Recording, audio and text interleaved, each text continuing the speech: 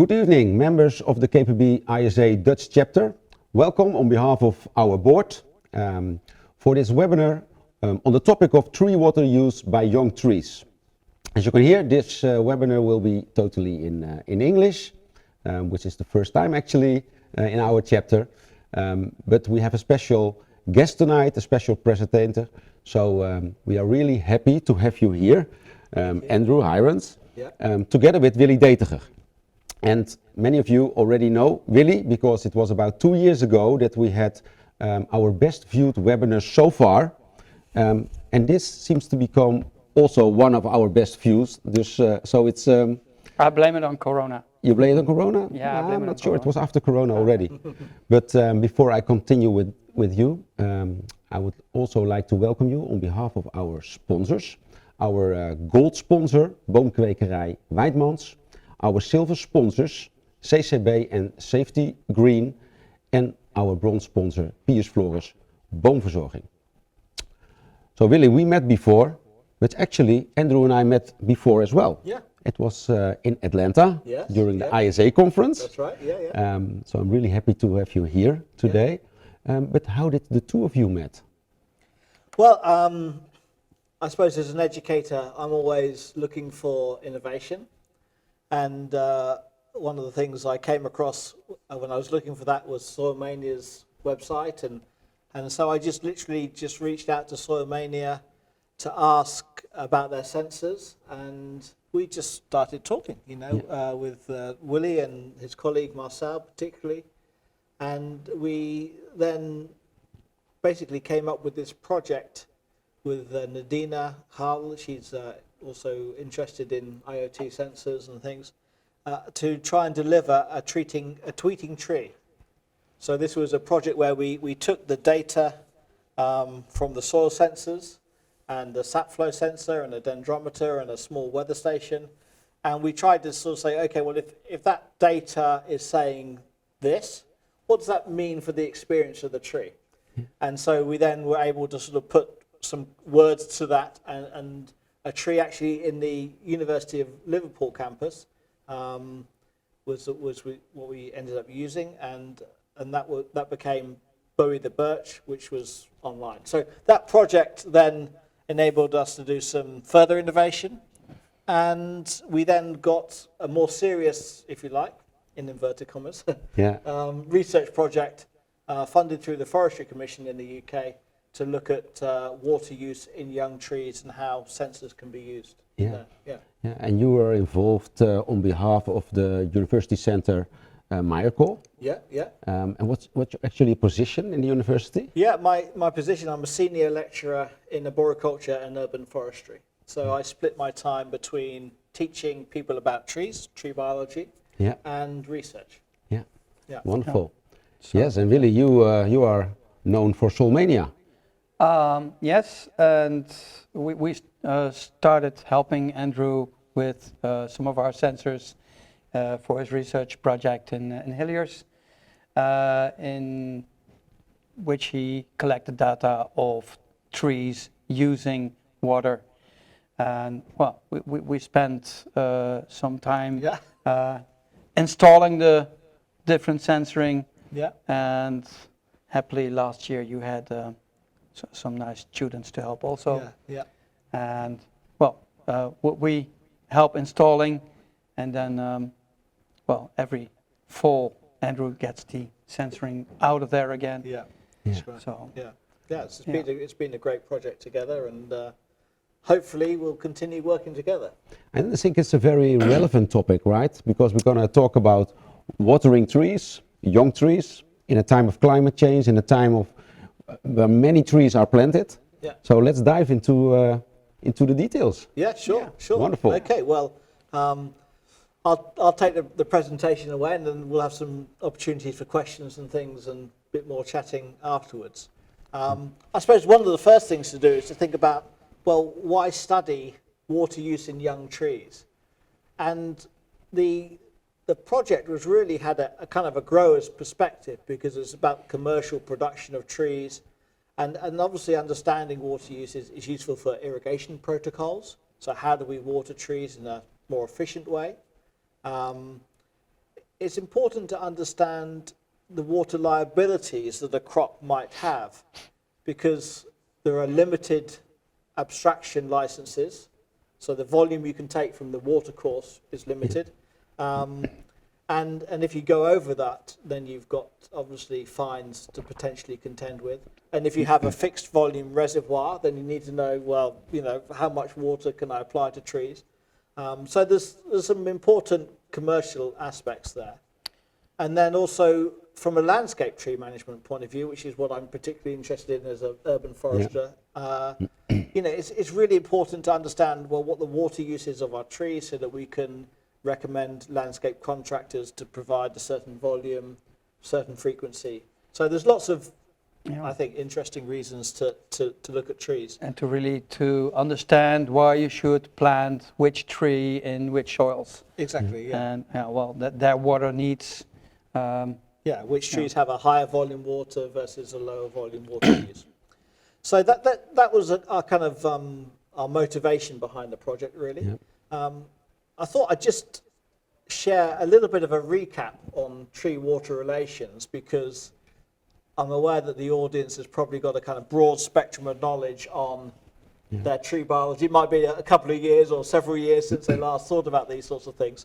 So just from that perspective, we think about something called the cohesion tension theory, which really, it can get quite complex, but what it says is effectively there is this gradient in water potential between the outside atmosphere all the way down to the soil. And that gradient is effectively forcing water up through the tree. And so it's made up of a few different components, which we don't need to sort of get too bogged down with. But those are called turgor potential, the osmotic potential, gravitational potential. And effectively what we have is we have a high water potential in the soil. It's a bit tricky because it's actually a negative scale. So when I say high, I mean less negative. Yeah. Okay. So you have a less negative water potential in the soil, a slightly more negative water potential in the root, and that means that the water wants to go from the soil into the root.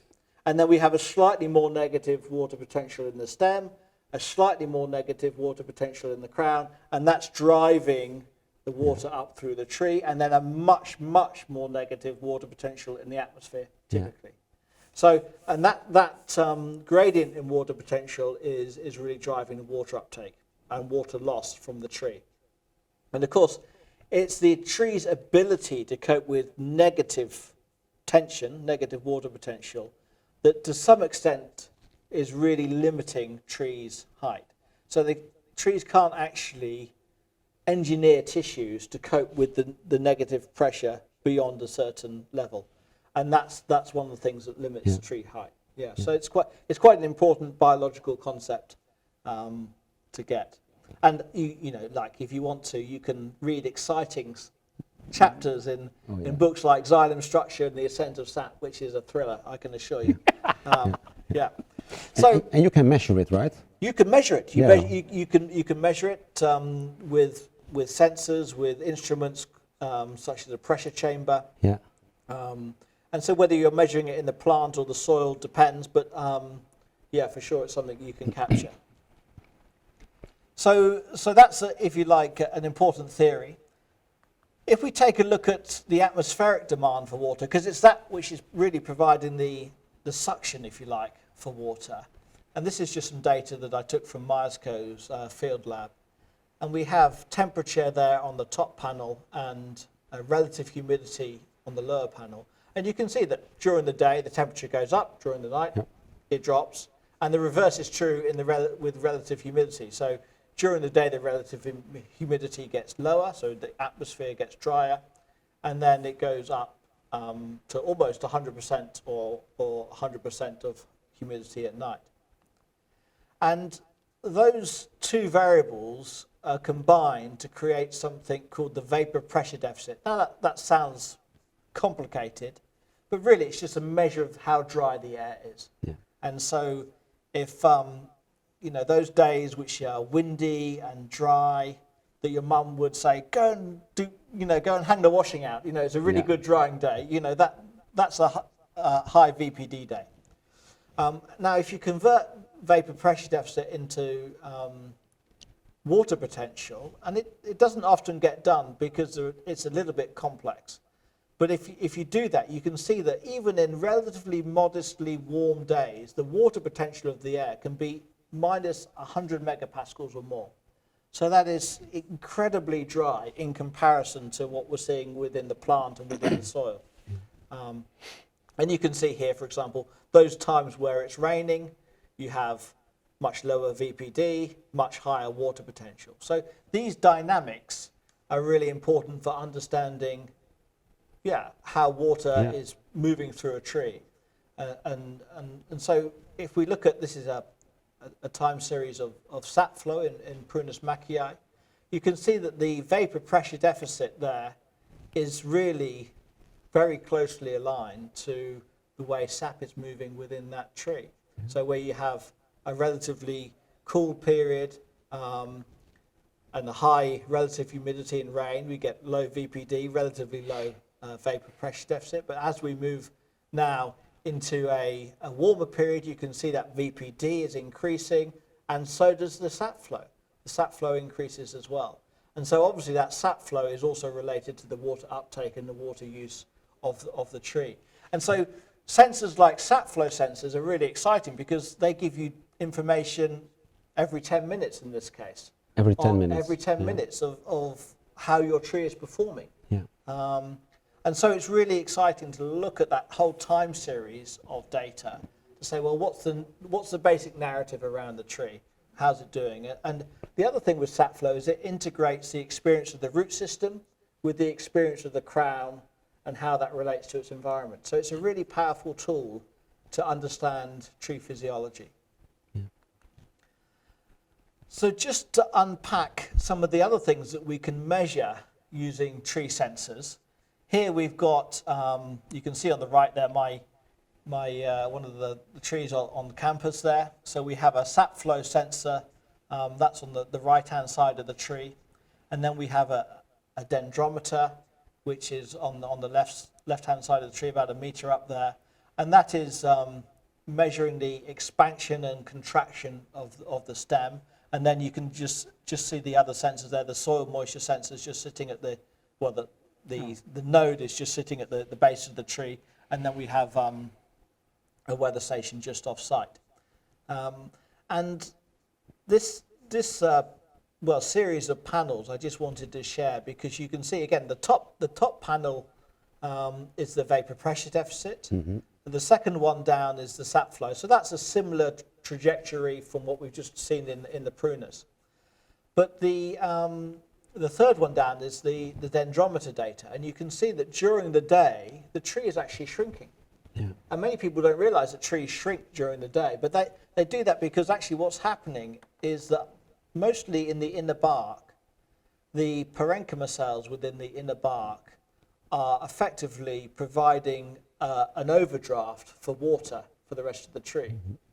And so if the roots can't quite keep up with the supply of water to the crown, these parenchyma cells that are normally full of water just yield a bit of their water to the transpiration stream. And the effect of that is a bit like just letting a bit of air out of the balloon, letting a bit of water out. So, and it shrinks the tree. And so if you measure the micrometers of a tree, you can see that, during the day it often shrinks because it's allowing water to be taken from its internal reserves and it's obviously funding the transpiration stream. And then at night, when you haven't got that driving uptake, those cells rehydrate. And that's why trees grow at night. They don't grow during the day, they grow at night. So, it's really interesting to see this being played out in real data. And so you can see the bottom panel there. You can see gradual soil drying. The last 2 days, we get big pulses of rainfall. Mm-hmm. We get the suppression of VPD, and sap flow is reduced. So when it gets really dry, when you can really tell through the data, and so this is what Soilmania did for me as a scientist. They were able to bring all these different sensors together into the same platform, to the same umbrella, so I can visualize the tree's experience in one place, and I haven't got to look for soil moisture data under one platform and sap flow data on another platform, dendrometer data on another platform. Yeah. So do I understand it correct, Willy, that all these sensors that we see here on this picture with this birch tree are from Soilmania? This is what you provide for this kind of research? Yeah. Yeah. Yeah. So- Well, you can use them separately, but in a project like this, it's very nice to be able to follow the water. Yeah. Yeah. So Soilmania can, it provides a way to integrate all of these things, and that was a really important part. So some of that early work basically then gave us the platform to build this tree production innovation fund, which is where we work with Hillier nurseries in Hampshire in the UK, and Lancaster University are providing some data scientists, because you can imagine, we have data coming every 10 minutes from lots and lots of sensors for weeks and weeks, months at a time. You end up with a huge volume of data, so that the analysis and the analytical frameworks are quite different from what you would normally do in a field trial or something like that. So these are trees in open soil. Before I saw also trees in containers. Is that correct? Yeah. So we have. So the Prunus macchii was that one in container. That was a waterlogging experiment I did, and then this project has been mostly with field grown trees, but also with some containerized trees as well. And so the dashboard looks something like this by the time you've got all that data in there. So we've got some sap flow data there, we've got some water use data from the dendrometer showing the shrinkage and swelling of the stem, and some other analytics, some data coming from the weather station. It can be geospatially referenced, obviously like diagnostic stuff around battery life and things like that. And maybe we can go through it and yeah, sure. and explain on the screen what we actually see here. Yeah, so the top left panel, that's the sap flow data, and so you can see we've actually got sensors at different depths within the tree. So the outer sensor is closer to the bark, and the inner sensor is further within the tree, because you get a radial profile of sap flow within the tree as well. So that shows us, that helps us see, well, how is the sap flow changing with depth in the tree. And when you come to work out the water use, that's quite important to understand that. Yeah. So do I understand it correct? When you say inner, it is deeper into the stem. Exactly so, right. Yeah. Probably not in the hardwood already. As a young trees or. No, it depends on the depth of the sapwood. So, for example, we work with yew trees, and the inner probe doesn't register any sap flow because it's in the heartwood. Yeah, exactly. But of course, something like a birch or a sycamore, something like that, would have a much deeper sapwood, so it's still conducting water internally. So it's a lot to do with the species, the wood anatomy, and things like that. Yeah, understand. Yeah. And so then the water use, the second panel down there on the left, is effectively saying, well, we understand how quickly sap is moving through the stem. Yeah. And then we take in other characteristics, particularly the size of the stem, and then we can work out the volume of water being used, and that's obviously added up, accumulated on an hourly basis. Yeah, it's a model. Yes. So it's not a model as such. But it's a quite complex mathematically. But we get there in the end. Okay. I can. Too much for now. Too much for now. But But we can work out water use from that. And then the green panel on third down on the left there, that's the dendrometer. So you can see it's shrinking during the day, expanding at night, shrinking during the day, expanding at night. But over time, over that 2-week period, we can see growth. So we've got growth happening, but during the day it's shrinking. Yeah.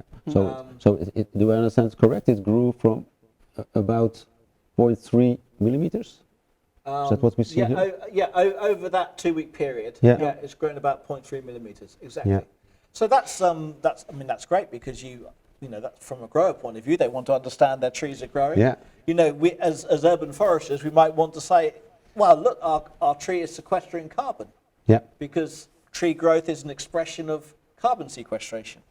Yeah. So, so that's the dendrometer, and then the dendrometer. We can also express that data using some calculations on the raw data, and I highlighted a couple. One is the daily growth we talked about, Yeah. but also maximum daily shrinkage, which is the distance between the top level Yeah. and the bottom level Yeah. in the day is a really good indicator of the magnitude of stress that the tree is under. Yeah. So it means Yeah. it means the higher the difference, the more. Yeah, it's more stress. So if you think back to what I was saying about those internal parenchyma cells yielding water, the more they got to yield to keep up with the transpirational demand, the greater the pressure, the greater the stress they're under. Yeah. And so that's expressed with the maximum daily shrinkage. Yeah. And all this can be in real time, which is fantastic. So you can use this in real time to inform how you might manage the trees. Yeah. So that's a difference from looking at a trend, which probably is not as accurate. And Yeah. the other thing I would say is that, you know, as arborists, we have this idea around visual tree analysis, but it's by the time something's happening visually in the tree, it's already Too gone late. wrong. Yeah. It's Yeah. already gone wrong. And everything I've done with waterlogging or drought studies and so on suggests that these physiological measurements are just orders of magnitude more sensitive than the eye. So you can actually intervene Yeah. to make a difference. Whereas often if you see a tree obviously wilting, Yeah. or it's obviously losing its leaves, there's an awful lot of hydraulic damage that's already occurred. Yeah. And ultimately, you can tell by tree species and available water. There's a prediction of what's happening. Yeah. Yeah. Yeah. Yeah. Yeah. The more data you collect. Yeah, exactly. You get Yeah. more experience with Yeah. how different trees perform. We'll see a couple of different examples. Yeah. Yeah. So this was. And then on the right hand side, Yeah, we've got some weather station data, the vapor pressure yeah. deficit there, the rainfall data from the site. So you can see where you've got high rainfall, you've got low vapor pressure deficit. Yeah. And then, as I say, we have it geospatially referenced. So you can place that data on a map if that's helpful for you. You can even change the icon color in relation to a threshold of data. And then the battery life, I mean, that's important to keep an eye on that. But they're basically solar powered sensors. So, yeah. Yeah. Spoiler alert. Spoiler alert, yeah. Yeah. Red is not good. The red's not good. Yeah. But that was. It's quite obvious. Yeah. Yeah. Okay. So this is an example of There you the have field the- sites. Yeah. Yeah. So it's the sap flow is particularly important to power because it involves injecting a heat pulse into the tree. Okay. And it's actually what's happening is it's measuring how quickly heat is moving through the stem. But obviously that's quite an energetic process, so that's why we need the solar panels. So these are the couple of sites from year one of the trial. I'm going to just perhaps mention Bachelor pendulum, so birch, in a little bit more detail. We haven't got time to unpack, you know, all of these things, but this is broadly what it looked like. So we had the dendrometer there. You can see the dendrometer just pressed up against the tree. The sap flow sensor on the right, and then obviously the soil moisture sensors are Buried. Buried, exactly, Yeah. exactly. But this is the sap flow, or what we call the sap flux density for silver birch. And so you can see as the leaves expand in early May, the sap flow goes up. Oh, yeah. And so this is on a sort of daily basis, if you like. This is actually in season 2022, which I think, same in the Netherlands, was a really dry year. Yeah. Had heat waves, and those vertical pink, reddy bars represent the heat wave moments. And you can see that we're beginning to get a decline in daily water use with that really intense dry period. So we've certainly lost a bit of that. And actually, interestingly, it never really recovered after that second heat wave, even though at this point in the season, the soil moisture is coming back a bit. It wasn't really able to recover. So the tree, but visually the tree looked okay, right? But you Yeah. can see through the sap flow that it's a bit low. And But that's a really important thing Yeah. too, I think. We should all realize that giving a tree water too late means really too late. Yeah, there's you And already it's- damaged something. There's already damage done. Yeah. And it doesn't really recuperate anymore. It always keeps hampering the tree. Yeah. So it's really important to make sure the tree always has at least a minimum on water, so he won't decline. Yeah, Yeah. exactly. Yeah, exactly. And what are your thoughts? What you said the tree is damaged. In which way? Is it root damage? Is it biology? Well, biology? the biggest thing is as that water potential within the stem declines, if it goes beyond a certain threshold, the conducting elements, so the vessel elements Yeah. or the tracheids, they can't keep air out of the hydraulic system. So they have what we call embolism. Yeah. Just like having an embolism in your blood, right? That's bad news. Yeah. And your hydraulic system doesn't like air in it. And the trees are exactly the same. So they have thresholds beyond which they can't keep air out of the hydraulic system. And that reduces then the hydraulic conductivity of the whole stem. So you've then lost the ability to connect the root system to the crown. Yeah. It's reduced, which is why, in car parks, you see dieback all the time, don't you? Because you have small, say, a cubic meter of soil or something like that. You see it die back in the crown, because actually what's happening is you have continuous loss of hydraulic conductivity, and then the crown becomes decoupled from the roots.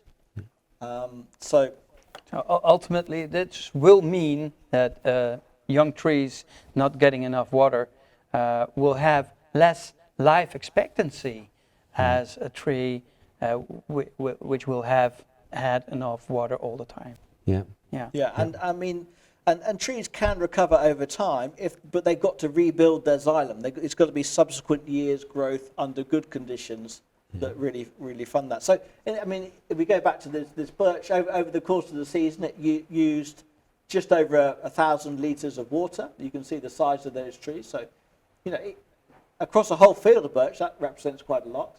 And then it was peaking at around 10 to 12 litres a day. Yeah. Okay. Yeah. So perfect. Yeah. And we can express that data in different ways. I quite like this heat map. Yeah. So you can see here that the birch is using water mostly between, say, 6 in the morning and 6 in the evening. But you can see the day of year is on the y-axis there. So we're going from May to September, and you can see that really warm period in July, August. It's cooler, cooler temperature on the map, which means lower levels of sap flow density. Yeah. So it's really interesting that we can capture a lot of information about tree performance, and then you can see after the second heat wave, we did get an uptick in water use because you get that heat coming back to the map. So that top of the graph, if you like, or the top of the plot is the latter part of the year. So this is another example here. I like to show this. I set up a time-lapse camera in the field. This was a different year. We looked at Alma's New Horizon, so one of the Dutch elm-resistant cultivars. And you can see at night, we've got very low levels of sap flow. So here this closes down during the end of the afternoon, goes into night, very low levels of sap flow. As soon as the sun comes up, it burns up. It's September, actually, it burns off a bit of humidity, and then the sap flow really rises to quite a high level. So that's what's happening on a daily cycle. And these trees, we think they're just green blobs in the field or green blobs on the street. They're going through these incredibly dynamic, dynamic experiences. And so on a wet day, this is a wet day, you can see actually it's kind of raining, rather humid, very low VPD, And so the sap flow is totally different, much, Unbelievable, much huh? low. Exactly. I mean, it's a totally different experience for the tree. So, you know, it's fun to understand, you know, how dynamic trees are, and understand how the data can tell you what the tree's doing. And I can actually look at sap flow data and tell you what the weather was doing. Yeah, I understand. You know, yeah. because you know you have these such big differences. And if you look at, say, this is about a 12-day period, I've got vapor pressure deficit on the top panel. Then we've got the sap flux density, the sap flow, the second one down. We've got the radial growth, which is the dendrometer, and then we've got water potential of the stem and soil moisture. And you can see, well, we just had the wet day and then we get into a much warmer period. And you can see what's happening is we have the water potential of the stem reducing, so it's becoming more stressed. So we have the daily shrinkage occurring to a much greater extent. So you can see that, if you like, that noise in that signal being much more pronounced. In the purple one. And you can see over time, of course, the soil moisture declining as well. Yeah. And so you have this great story around the experience of the tree, because you've got this really fine resolution time series data. And so it's just great to have a look at it. I can spend hours and hours. I can and hours, imagine. You know, like, well, what happened here? You know, what happened that week? You know, But and so on. it's once more clear that water is your basis. Yeah. Yeah. No water, no growth. Yeah. Other sides is no sun, no growth. Yeah. So ideal would be enough water and enough sun, then you got maximum growth. Yeah. Yeah. And you have the perfect cooperation. Yeah. Yeah. But as you see here, soil moisture goes down, then every other thing goes down. Yeah. Yeah. Yeah. Very interesting, because I realized that I'm curious about your opinion. If you only use moisture sensors, can you get the whole picture, or would it be much more difficult if you only use these moisture sensors in a project like this? I mean, I think it's always related to each other. it is all related. Right. A lot is Yes. how you install the sensors, installing them in a place that's representative for what the tree is going to be accessing. So too shallow, and the soil, you know, you're getting data from too high up the soil profile. Too deep, and it's perhaps, you know, too moist down there. That's not where the roots are accessing. But one of the things that I like looking at is the sensors on the trees. So, for example, the dendrometers, because that's expressing the experience of the tree rather than the volume of soil that you're measuring. If there's enough water, the tree will grow, but how much the tree will grow, you'll have to measure. You can look at the tree and say, wow, it's nice and green and it's growing, but how much it will grow, then, well, you need to measure it. Yeah.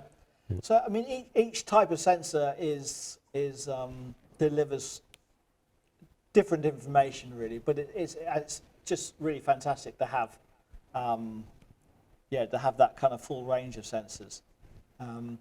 So using that sort of data, we can say, well, okay, if we had a 10-12 tree, we had a 14-16 tree, 16-18, 20-25, what does that tell us about on the warm days? So the warm days are the yellow, and the cool days are the purple. So 20-25, so extra heavy standard.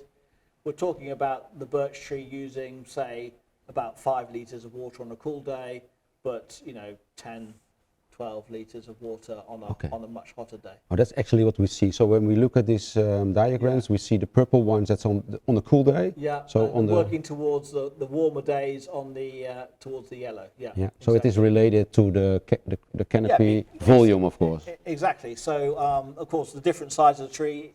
If you've got water moving at a certain rate through the tree, the size of the tree makes a big difference, right? Yeah. So Of course. Yeah. so that's why it's important to sort of calibrate it to tree size as well. But when we have all this data, we can then say, well, this is what we expect. Yeah. And it's very helpful to know how much a tree is really using on the day to exactly. predict when will be the next day you have to. Water or not. Or water or not. Yeah. Exactly. Yeah. Yeah.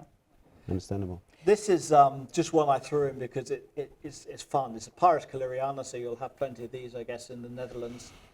You can see the purple is the dendrometer reading, so you can see it's growing really rather well early summer. And the blue is the sap flux density, the sap flow. And it's again that same year where we had those 2 heat waves. You can see as it approaches the heat wave, the whole tree shuts down. So you've got a massively reduced sap flow, and you've got much more shrinkage. You can see the noise in that dendrometer. And then after the second heat wave, you get this big thunderstorm, soil moisture is restored. You can see that big uptick in growth, and you get a increase in sap flow, but it doesn't recover to the same extent as that early season. Yeah. But if you see the way it's going up, then after that it's not really taking itself. And the year after, do you have this information about the year after? Will it recover to? Well, you know what, the dream would be to have multiple years, but as a project we kind of made the decision to look at different species rather than the same species because you know, we wanted to get a handle on lots of different species. But I mean, you know, this would be fantastic to follow trees over extended periods of time. Yeah, but like you showed, this is what we see actually at the moment. You can call this the stress that the tree is. Yeah, absolutely. So particularly that maximum daily shrinkage is a real measure, and you can see how the dendrometer changes in the really dry periods. Yeah. So how much water do trees use? Well, it kind of depends. It depends on kind of time of year, the weather conditions. I've shown you what a dry day looks like compared to a wet day. It depends on the level of plant stress, the soil moisture, and so on. So it's a simple question, but it's actually quite complicated to kind of work out. But if you've got this kind of rich data from sensors, then you can build what we call ensemble models to really help understand you know, how different variables will affect the water use of the tree. And an IoT technology, so that, you know, IoT being, you know, Internet of Things, technology where we get data from the sensor in the ground or on the tree to the cloud to the manager in real time effectively is really powerful. So it's excellent. To make better decisions. Yeah, exactly. And evidence-based decisions. Yeah, evidence-based decisions,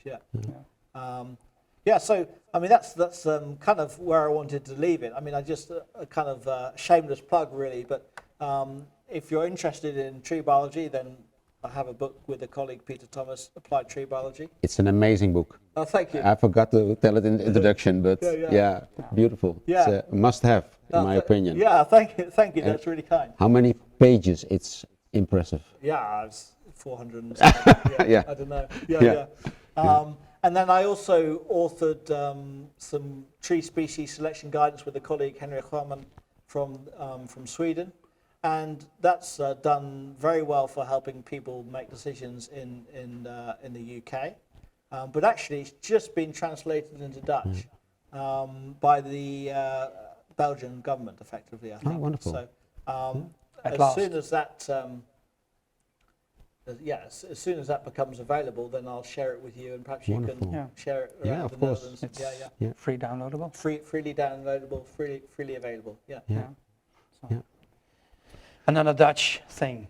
Another Dutch thing. Another Dutch Easier thing. to read. Yeah, exactly. Absolutely. Wow, thank you for giving us an insight in this quite complicated system that trees are. But I think this information is very helpful. And I was wondering myself, this is of course done in a research situation.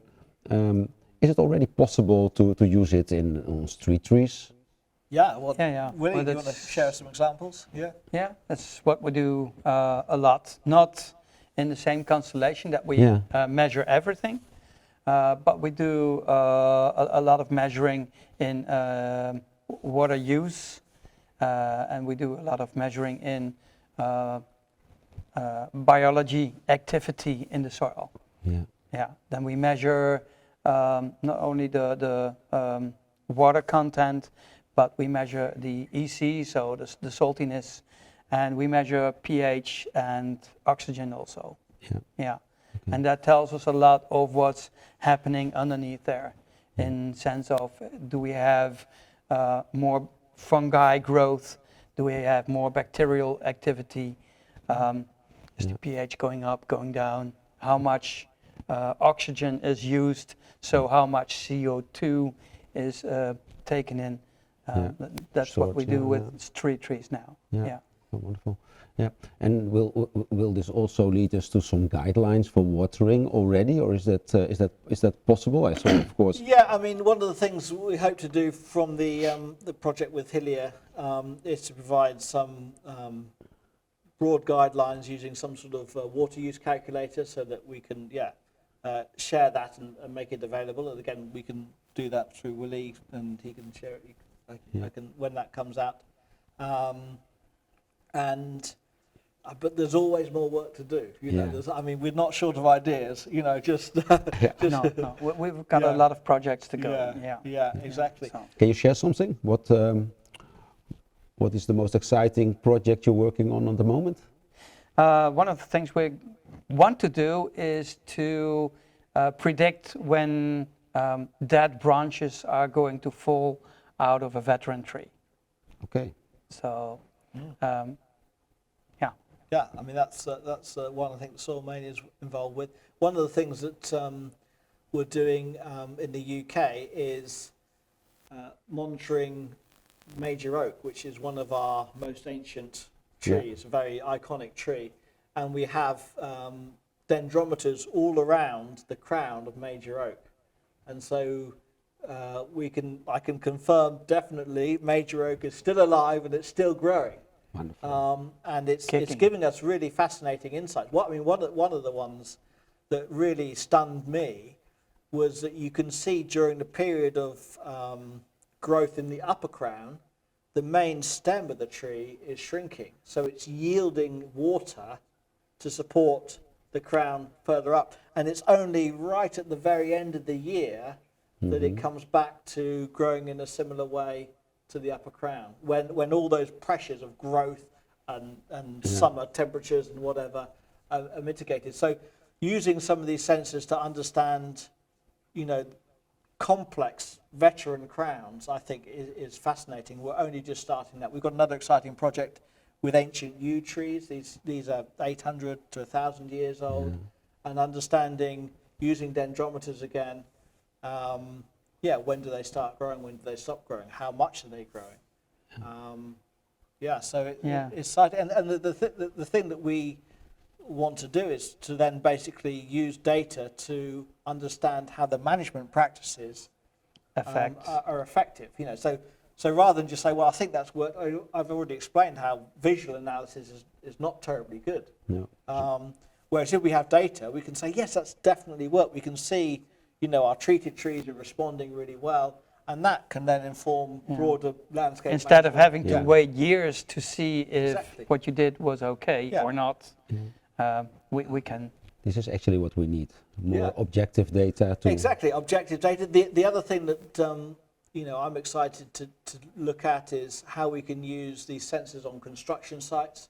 So if you have an important tree that you want to protect, and you can't be watching it all the time, but this data you can see, like if it all of a sudden starts going really noisy dendrometer data, big daily shrinkage, probably somebody's gone through a root or it's been over compacted or something. And of course, with it being IoT, you can set it so that it alerts you as the tree manager or the tree consultant to say, actually, something's going on here. I think you should go down to site and have a look. So that sort of thing is really exciting as well. Yeah, I can imagine. Yeah. Wow, wonderful. We're looking forward to hear more of this. Oh, good. I will give you the last word, Willy. It's a wonderful new world. It is, huh? Yeah, it's exciting. Much to discover and much to learn, and it's always exciting. Trees love technology. Yeah, exactly. Trees love it when technology helps them. Okay, but ultimately we will be the ones that will have to help the trees. We need to use it. We need to use it. Okay. Thank you, both of you. Pleasure. It was a privilege to have you today here, Andrew. It's just great. It just worked out. I was visiting anyway, so why not? Thank you so much. Keep up the good work. Thank you. And we are really looking forward to more results and how we can use them in our practical day-to-day work. Yeah, sure. And Willy, thank you again for being part of this webinar for the KPB-ISA. And thank you for watching and being with us today. And we hope to see you another time at the KPB-ISA Dutch chapter. Goedenavond. Thanks. Bye-bye.